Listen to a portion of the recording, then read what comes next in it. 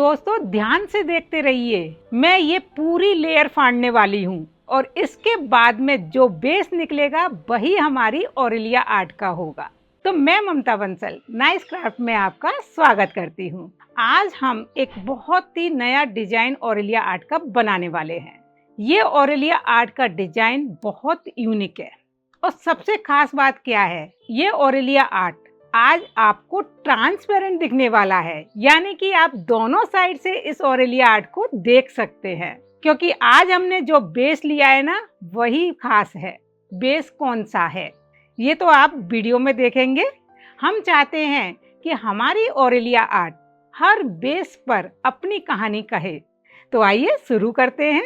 तो आज की ऑरेलिया आर्ट आप जानते हैं कि हम डिफरेंट बेस पर बना रहे हैं, जैसा कि हमने बताया। तो ये है वो ट्रे, ये एक्रिलिक ट्रे है, ट्रांसपेरेंट शीट इसमें लगी हुई है। जब भी आप इस तरह की ट्रे लेते हैं तो यहाँ पर एक शीट से ये कवर होती है, क्योंकि इसके ऊपर बहुत जल्दी स्क्रैचेस आ जाते हैं, इसलिए ये शीट से कवर होती है। थोड़ी सी हीट देने के बाद ही ये शीट बहुत आसानी से हट गई। तो बैक साइड तो मेरी बहुत इजी हट गई थी, लेकिन जो फ्रंट साइड पर लगा हुआ था वो थोड़ा हटाने में प्रॉब्लम हुई थी, लेकिन थोड़ा थोड़ा हीट देकर इसी तरीके से मैंने इसे हटा दिया था। अब ये देखिए बिल्कुल कांच की तरह दिख रही है। बहुत ही सुंदर ट्रे लगती हैं और ऑरेलिया आर्ट तो इसके ऊपर बहुत खूबसूरत दिखेगी। तो चलिए अब हम स्टार्ट करते हैं अपने डिजाइन से। तो यहाँ हमने एक छोटा सा डिजाइन लिया है जिसमें बीच में फ्लावर है, चारों तरफ एक बाउंड्री बनी हुई है। बाउंड्री भी बहुत डिफरेंट है, बहुत ही प्यारी सी है। तो इस डिजाइन को मैंने नीचे की साइड रख लिया और चारों तरफ टेप से स्टिक कर दिया, जिससे कि ये हिले नहीं। ट्रांसपेरेंट होने के कारण ये नीचे से बहुत अच्छा दिख रहा है। उस टाइम तो मुझे काफ़ी अच्छा लगा कि बहुत ही सुंदर दिख रहा है, चलो आराम से हम इसे बना सकेंगे। लेकिन फिर मैंने इसके बाद में कॉर्न के अंदर एक्रिलिक कलर फिल किया और ये रेडी हो गई हमारी कॉर्न।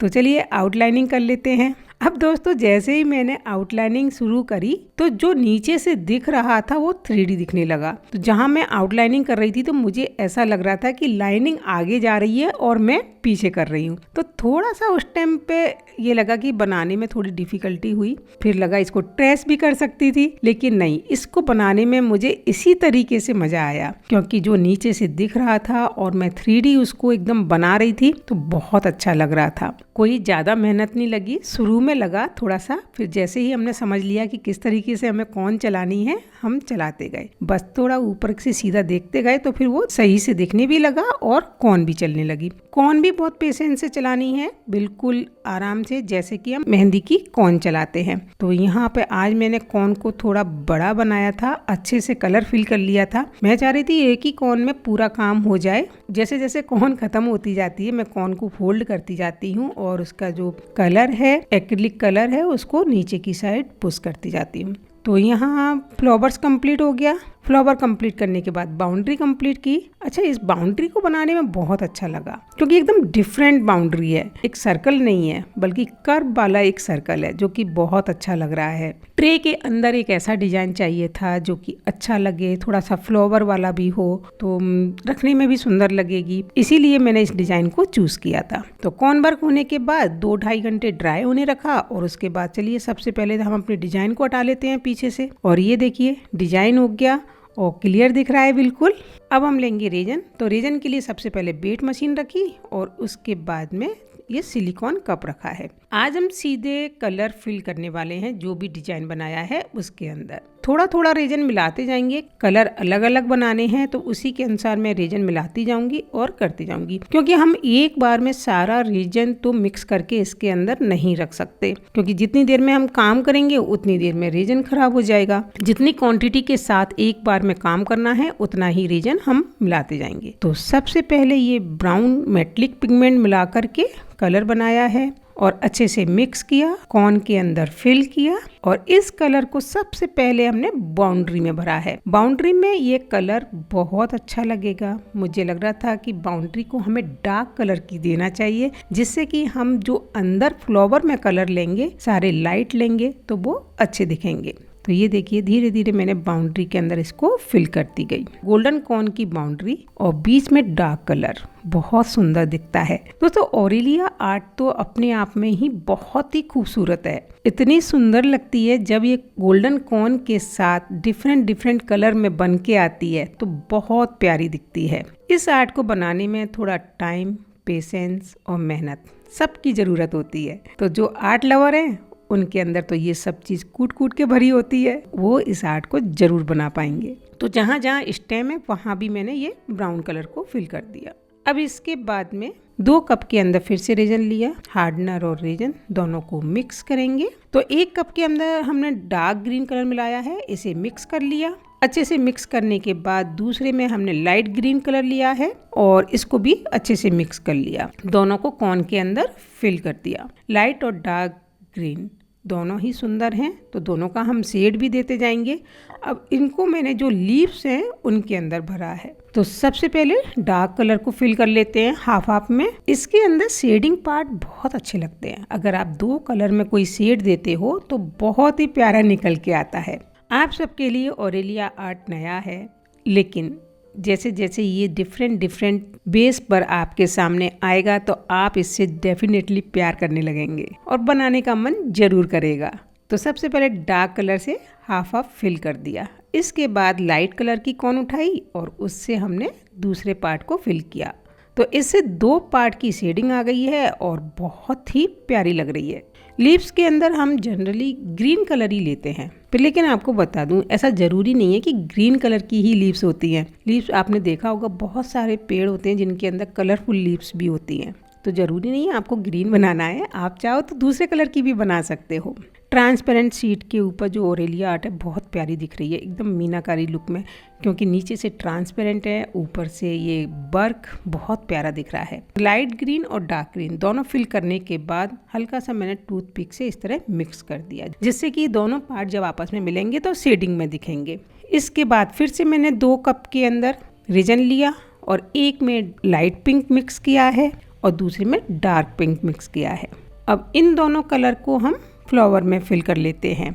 हमेशा पिंक कलर ले लेती हूँ, पता नहीं क्यों हाथ में ही आ जाता है वो कि बस चलो पिंक भर लेते हैं। येलो भी ले सकते थे, ऑरेंज भी ले सकते थे, अच्छा लगता। रेड कलर भी अच्छा लगता, वॉयलेट भी अच्छा लगता। पता नहीं क्यों पिंक कलर इतना पसंद आता है मेरे को। चलिए अब तो मिक्स हो गया तो अब तो फिल कर ही लेते हैं। तो इसके अंदर भी हमने दोनों ही पार्ट ऐसे ही लिए हैं कि हाफ में लाइट कलर, हाफ पार्ट में डार्क कलर। लेकिन आप दूसरे कलर के साथ जरूर ट्राई करिएगा और मुझे बताइएगा कि किस तरीके का दिख रहा है। तो ऊपर की साइड डार्क कलर ले लिया और नीचे की साइड लाइट कलर ले लिया। 2 फ्लावर जो बगल से है ना, दोनों के अंदर मैंने यही लाइट डार्क पिंक फिल किया है। 2 फ्लावर पूरे हो गए। दोस्तों 1 फ्लावर और बचा है, तो हमने सोचा बंच है ये तो 1 फ्लावर अलग दे देते हैं, क्योंकि हम बंच में तो कई कलर के फ्लावर लगा सकते हैं।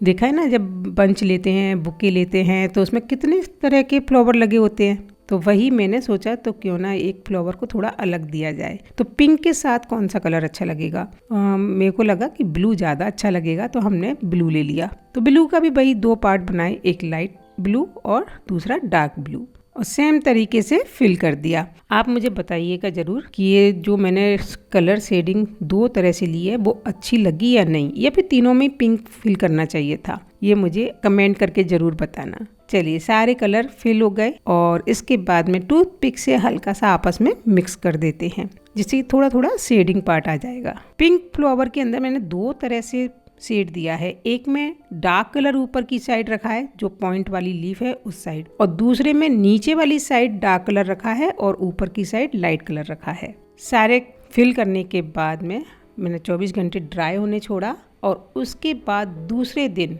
फिर से रेजन बनाया और उसके अंदर वाइट मेटलिक पिगमेंट मिक्स किया और इसको पूरे इसमें भर दिया। जो जगह है खाली वहाँ फिल कर दिया। ये इसलिए फिल किया जिससे कि सारे जो कलर हैं वो बहुत अच्छे से दिखेंगे और मेटलिक बेस दिखने लगेगा। अब आप सोच रहे होंगे कि अब अगर हमने ट्रांसपेरेंट शीट ली है तो फिर ये क्यों फिल कर दिया। तो दोस्तों बीच का पार्ट बिल्कुल अलग रखना चाह रही हूँ और जो कॉर्नर्स पे साइड से बचा है उसे हम अलग तरीके से रखना चाह रहे हैं। तो फ्लावर्स का पार्ट ऐसा देखे कि पूरा फ्लावर्स एक बेस के ऊपर बना हुआ है, इसीलिए मैंने व्हाइट मेटलिक पिगमेंट को फिल किया है, जिससे कि है ना थोड़ा डिफरेंट भी दिखेगा। सारे जो कलर हैं आर्ट के अंदर वो भी अच्छे लगेंगे। मेटलिक पिगमेंट है तो थोड़ा सा टेक्सचर भी आ रहा है उसके अंदर, काफी अच्छा दिख रहा है। कौन से काम करते वक्त बहुत अच्छा लगता है, काम करने में भी मज़ा आता है। कौन से आपको ऑरेलिया आर्ट कैसी लगती है मुझे कमेंट करके ज़रूर बताइएगा। अभी शुरुआत है, फिर आगे चल के आपको बहुत ही डिफरेंट तरीके से देखने को मिलेगी और बड़े बड़े आर्ट वर्क भी इसके देखने को मिलेंगे। तो चैनल को सब्सक्राइब कर लीजिए जिससे कि आप इस आर्ट को देखने से चूके ना। पूरे में फिल करने के बाद ब्लो टॉर्च चला दी जिससे जो बबल्स थे वो खत्म हो गए। अब आप देख सकते हो एक ऐसा लग रहा है जैसे हमने राउंड बेस लिया है और उसके ऊपर ये डिजाइनिंग की है, तो बहुत सुंदर लग रहा था। अब दोस्तों साइड से जो प्लेन जगह थी तो पहले तो सोचा कि प्लेन ही छोड़ देते हैं, अच्छा लग रहा है, बट पता नहीं क्यों थोड़ा सा ये भी लग रहा था कि गंदा जल्दी दिख रहा है क्योंकि ट्रांसपेरेंट शीट है, हाथ लगाने से ही गंदी हो रही है। तो यहाँ पर है ना ब्लू को टच देते हुए मैंने यहाँ ट्रांसपेरेंट ब्लू कलर मिलाया और बहुत हल्का सा, बहुत लाइट सा, जैसे पानी का कलर होता है ना इस तरह का, और उसको फिल कर दिया। तो इससे ट्रांसपेरेंट भी दिख रहा है और एक ब्लू का हल्का सा टच भी आ रहा है, जो दिखने में एकदम ब्लू नहीं लग रहा है पर बहुत हल्का माइनर मिलाया है तो दिख भी रहा है। अब आप देख सकते हो एक बेस हो गया ब्लू और साथ में हमारा डिजाइन भी अच्छा सा दिख रहा है। और इसके बाद ये देखिए पूरा ड्राई हो गया, 24 घंटे रखा मैंने और उसके बाद आइए फिर से हमने रीजन मिलाया है और पूरे में फिल कर दिया। तो जो भी डिजाइन है वो सारा डिप हो गया और काफ़ी अच्छा दिख रहा है। अब ये ट्रे बिल्कुल तैयार है, चाहे आप सर्विंग के लिए तो यूज़ कर सकते हैं, टेबल पर रख सकते हैं, डाइनिंग टेबल पर रख सकते हैं, या फिर इसे ऐसे ही बॉल डेकोर में भी यूज कर सकते हैं। रीजन को एकसा करने के लिए हमेशा ब्लोअर या फिर आप ड्रायर का भी यूज कर सकते हैं। डेफिनेटली ये ट्रे बहुत ही डिफरेंट बनी है, बहुत प्यारी, बहुत सुंदर। उम्मीद है आपको ज़रूर पसंद आई होगी। इसके अंदर आपको कौन सा पार्ट सबसे ज़्यादा अच्छा लगा मुझे कमेंट करके ज़रूर बताइएगा। देखिए आप देख सकते हैं ऑरेलिया आर्ट में कितनी मेहनत लगती है, एक एक कॉर्न को बनाना, फिल करना और उसके बाद में फिर ड्राई होने का वेट करना, फिर से काम करना, बहुत मेहनत का है। एक ऑरेलिया आर्ट बनाने में मुझे 5 से 6 दिन लगते हैं, चाहे मैं छोटा सा पीस बनाऊं चाहे मैं बड़ा पीस बनाऊं, टाइम मुझे उतना ही देना होता है। तो प्लीज इस मेहनत को देखते हुए आप मुझे कमेंट करिए कि आपको ये आर्ट पीस कैसे लग रहे हैं, तो मैं आगे और भी सुंदर सुंदर आर्ट पीस इसके बनाऊंगी। अगर आप चैनल पर नए हैं, पहली बार देख रहे हैं, तो प्लीज़ चैनल को सब्सक्राइब कर लीजिए, बेल आइकॉन दबाइए, ऑल पर क्लिक करिए, इससे नए नए वीडियो के नोटिफिकेशन आपके पास आ जाएंगे। अगर आपको कभी ध्यान नहीं रहता है तो मेरा ये नोटिफिकेशन आपको याद दिलाएगा कि नई वीडियो आ चुकी है। मिलते हैं एक नई वीडियो में, एक नई आर्ट में। Bye bye.